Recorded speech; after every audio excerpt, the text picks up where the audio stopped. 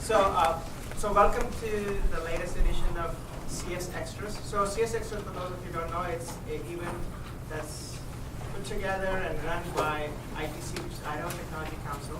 And this is a panel discussion that's being led by Scott Szymanski from Healthwise. How many of you know Healthwise? Okay, couple. That's not too bad. Okay. And I would like to, thank this company called First to File. They are the ones that bought all the food. So they bought the pizza and the delivery guys. They couldn't be here today because they're being audited. But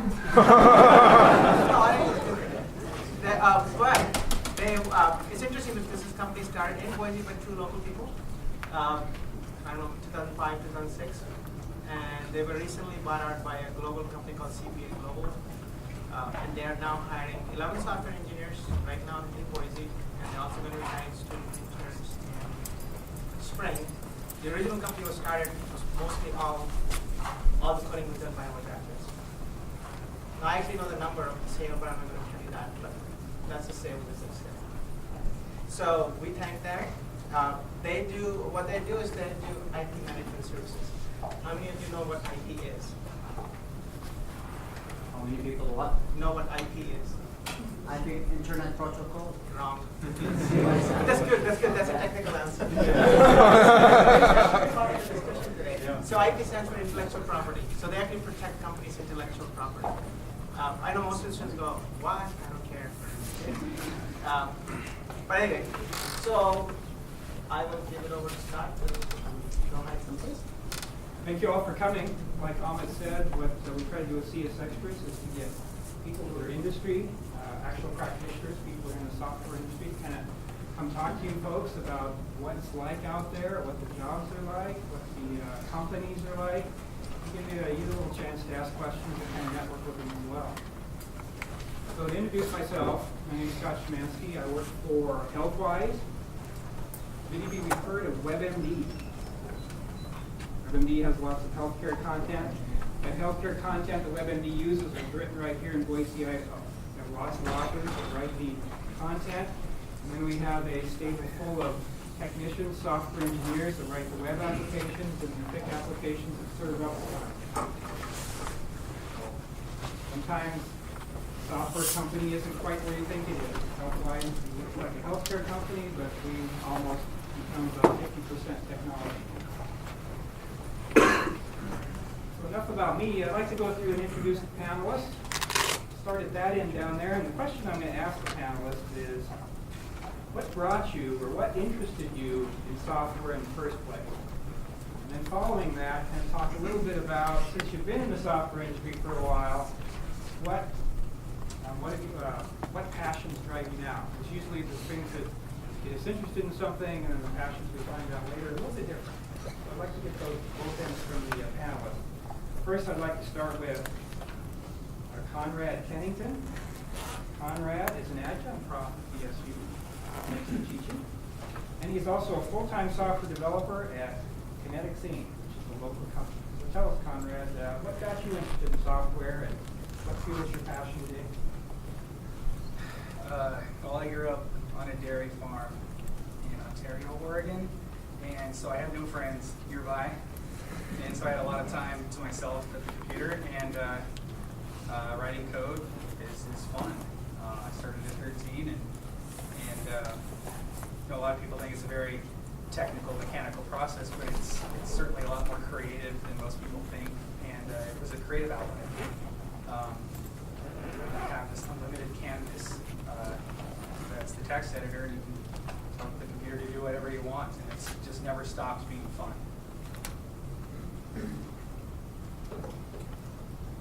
Next, we have Blaine Bergeson.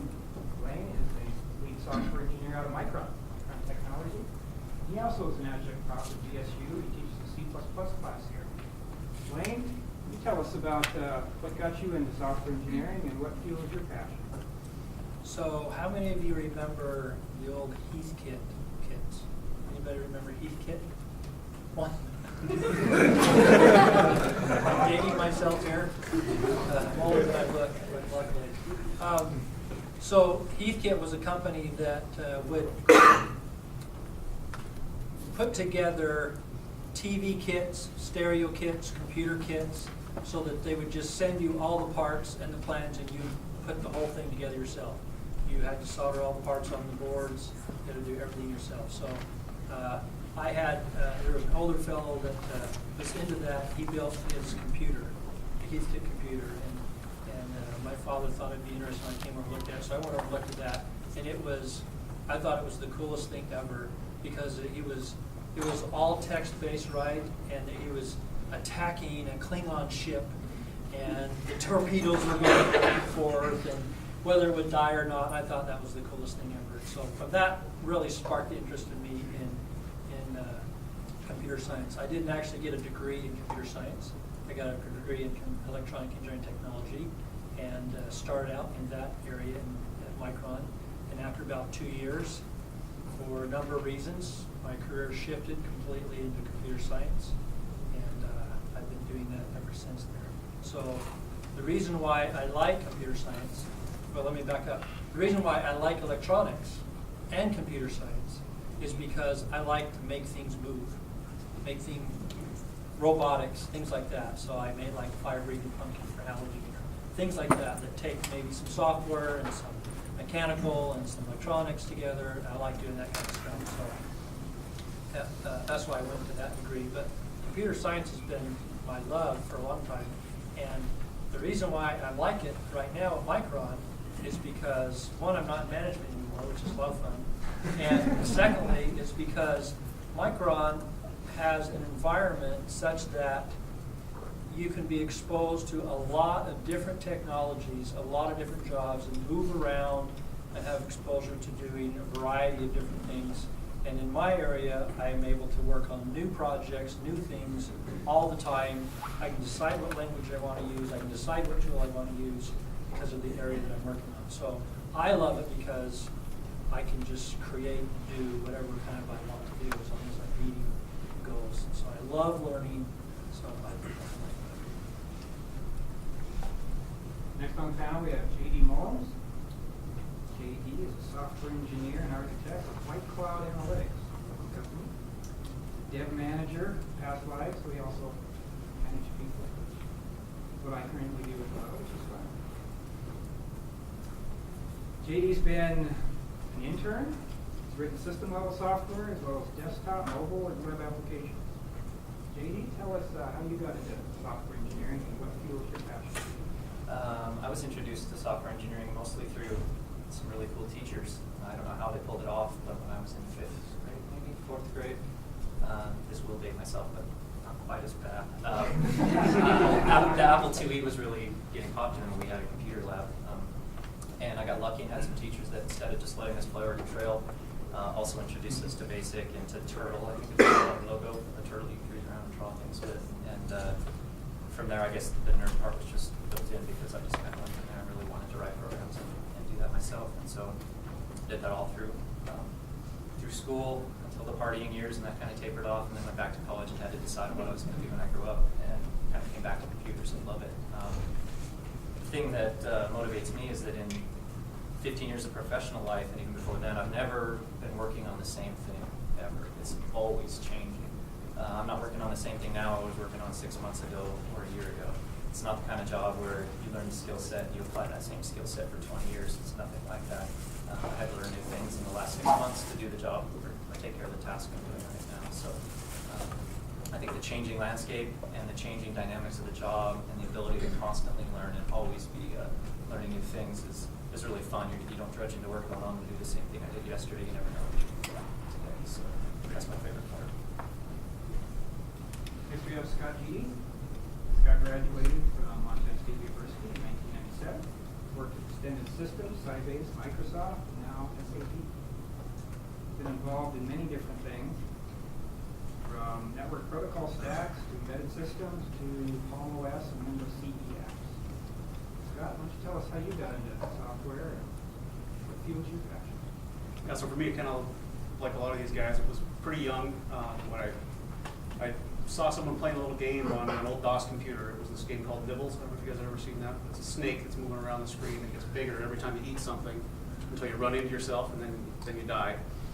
And there was a level I couldn't get past, and I happened to notice that there was code there, and it was like a .bas file. What the heck is this? Let's open it up and see what happens. And I found a constant in there that let you go right through yourself without dying. And once I figured that out, I said, oh, this is great. You can actually go in there and make it do whatever you want it to. This is awesome. I think that's what kind of good. That's what set the hook anyway.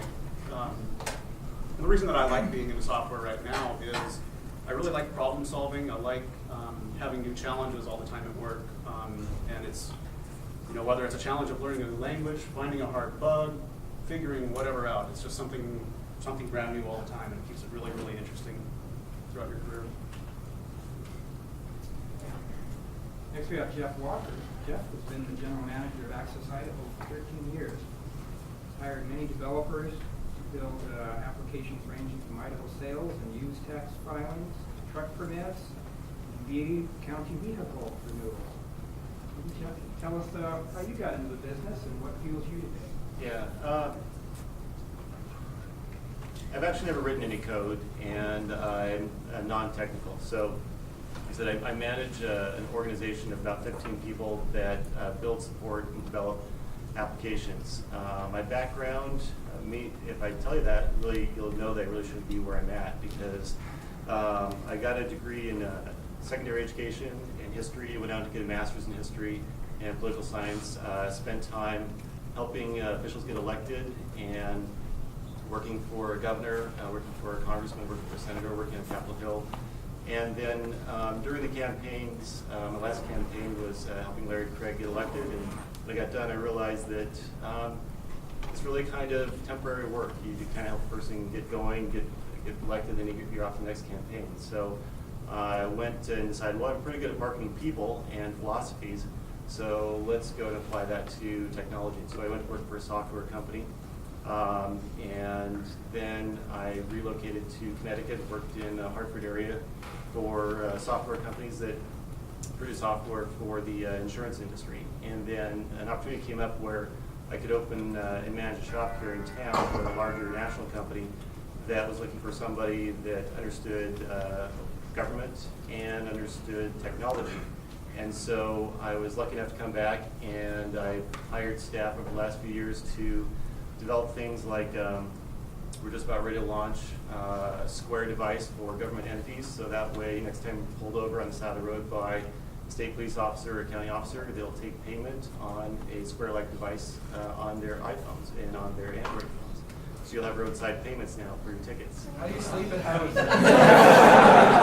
So that's, I think what drives me with my passion is that I have the unique situation of being, when we started, that the state did no e-commerce online. They used Microsoft Word for the front page.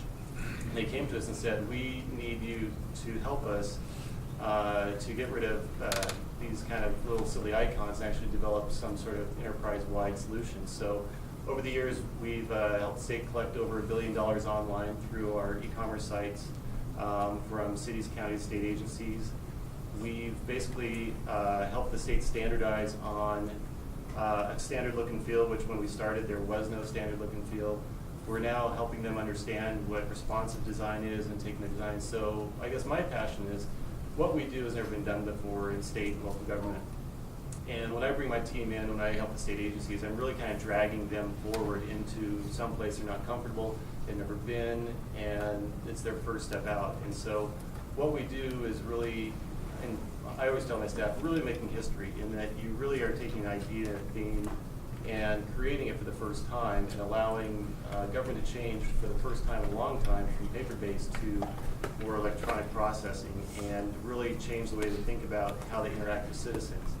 And we're really just the first stage of it, especially with mobile devices, in that we're really having to re-educate a lot of folks about how to govern and how to work for citizens. So excuse me. So I guess my passion is that I've really transformed government in a way that I've been proud of, and we have a lot of work to do. And again, my technical skills aren't there, but my goal has been is from what I've learned and experienced in life, I get to help bridge the gap between the technical and non-technical. And I like to go out and find those individuals that have that unique ability to understand the real world and apply it to a very mathematical world, and in the process create a new